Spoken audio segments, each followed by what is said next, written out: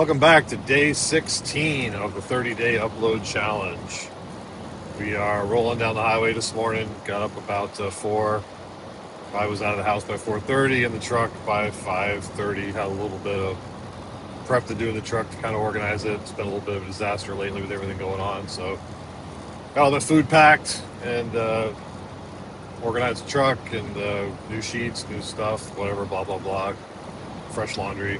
And we're on the way. Next couple weeks are going to be a lot of time in the truck, so you might get a lot of this style video of me talking to the camera, just rolling down the highway. Slap some cameras on it here and there. We'll have some good video from the marinas loading the boats with the travel lift and stuff like that. But anyways, so we're on the way from Fort Myers up to Connecticut. So we'll drive as far as I feel like today. I'll stop short of all the stupidness of DC, Baltimore, and all that. And I'll get a nap in and then get up in the middle of the night and drive all that stuff at night because I have no desire to wrangle that traffic. It'll be bad enough coming back with the boat. I have to drive during daylight hours, weekdays. So we unfortunately have to go through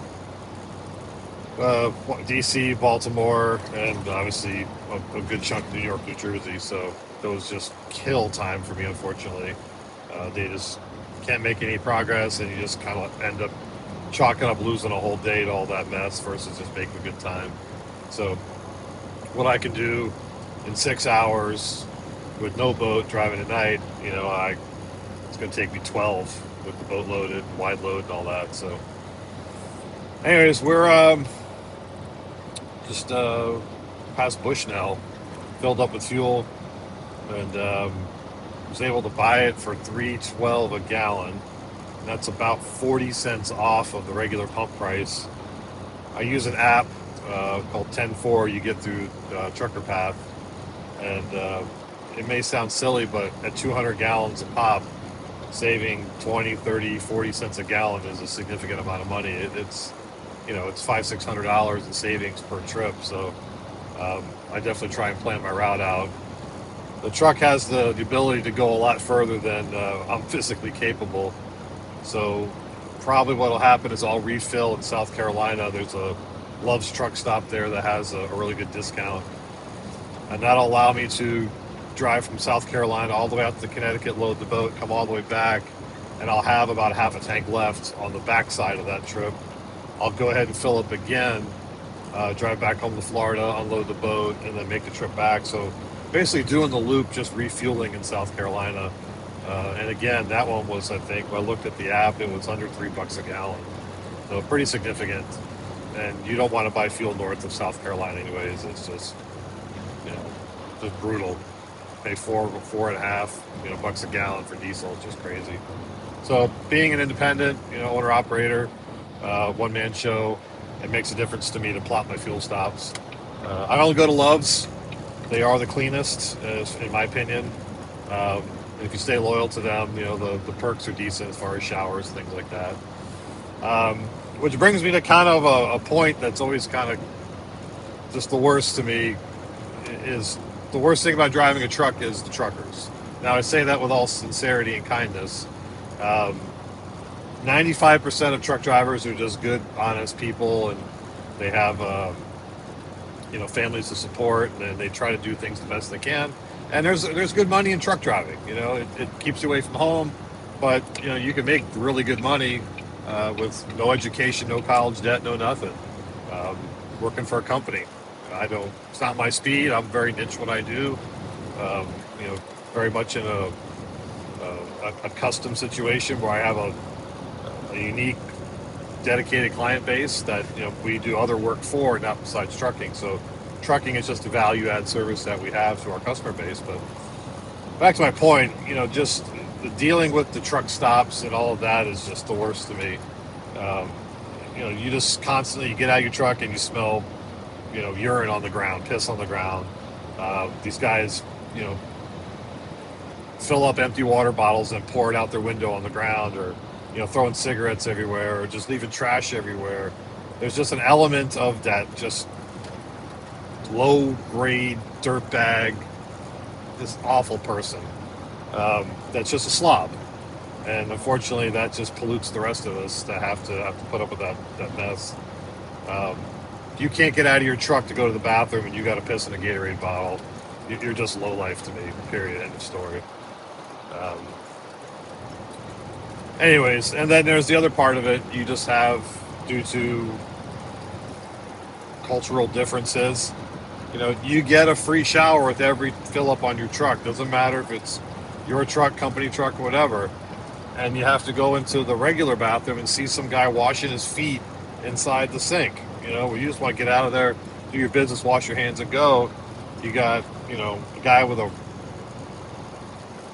on his head washing his feet in the sink and cleaning themselves in the sink. You get a free shower. Go use it. I don't understand that. That to me is just ludicrous. But it's that element that just is annoying to me, and it gets more and more every time I go out. Unfortunately for me, towing an expensive boat, I don't have a lot of food options. You can't really park these things anywhere, so I pack as much food as I can. What's been a game changer for me is a George Foreman grill. I used to meal prep everything and just heat it in the microwave, and I enjoy steak, and reheating a steak isn't usually the best, but so I just go outside. I've got the utility bed on the truck. I set the George Foreman out there, 9 minutes, and you got a steak, and heat some vegetables up in the microwave, and it makes things a lot easier on me. I do cook it. I do everything in the truck as far as trying to eat. Costco has these really good souffle eggs. They heat up nice in the microwave. I buy the big box of croissants from Costco Bakery. And then this time I bought some chicken salad from Costco, so I'll have a croissant for breakfast with the eggs. I'll put some chicken salad on there for lunch. Christy's really good about packing me a bunch of healthy snacks. I do get bored to eat in the truck. It's kind of just a placeholder, unfortunately. So a bit of a distraction. But anyways, that's just a brief, rambling snapshot into truck life for me. We're going to roll on. I'll grab some video. I'll probably swap it in and out as we're talking here with the 360 camera. I've got a GoPro on the dashboard right now. Going to end up rolling the scale here in Ocala here in a minute.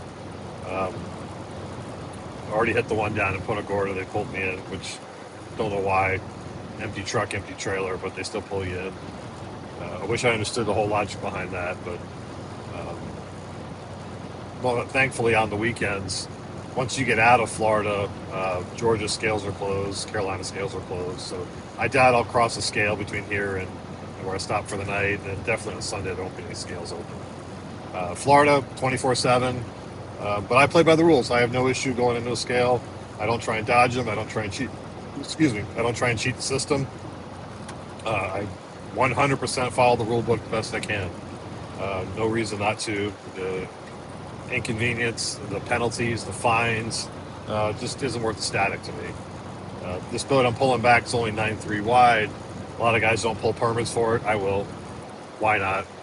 For the few $100s it cost me to permit the load versus the few $1,000s and time lost if you get stopped without a permit, it isn't worth the hassle. And I don't want to ever have a situation where you have to make an insurance claim and you find out you're not a permitted load. The insurance company is looking for reasons not to pay claims. So I just follow the rules.